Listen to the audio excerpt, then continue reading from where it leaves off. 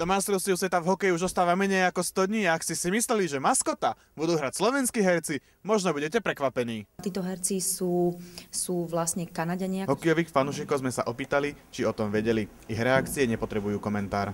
Slovensko by mal Slovák podpropagovať a nejak Kanaďan. To také divné. Prekáža mi to, áno. Zaujímavá situácia môže nastať pri zápase Slovenska s Kanadou. Škandálom bude, ak sa slovenský maskot viac poteší kanadskému gólu v našej sieti. Keby sa tešil z kanadského gólu, tak po prvom góle by to ešte ustal na nohách, ale po takom treťom góle určite by ho nebolo vidieť pred kamerami. Boli vyškolení v takej maskotskej škole, by sa dalo povedať. To znamená, že oni sú naozaj absolútne profesionálni zabávači. Vhodní herci by sa pritom našli aj u nás. Produkčné agentúry majú stovky šikovných ľudí, ktorí prešli kamerovými skúškami. Slováci určite majú na to talent, aby proste sa prezlekli za maskota. Obleky vyrábajú v Kanade a to presne šité na mieru kanadským hercom. Tí budú 4. Maskota sa nebudú oblíkať Slováci? Nebudú to Slováci, budú to Kanaďania.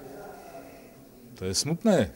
Tak je to choré, no tak jaký názor. Napríklad na majstrovstvách v roku 2004 v Českej republike nehrali maskota cudzinci. Šancu dostali študenti.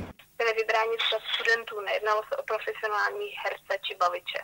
Už budúci rok bude na majstrovstvách sveta v ľadovom hokeji vo Švédsku a Fínsku baviť divákov iný maskot, ktorého podobu sa dozvieme v najbližších dňoch. A kto vie, možno práve tam dostanú šancu domáci herci. Pre redaktorskú školu Matej Babič.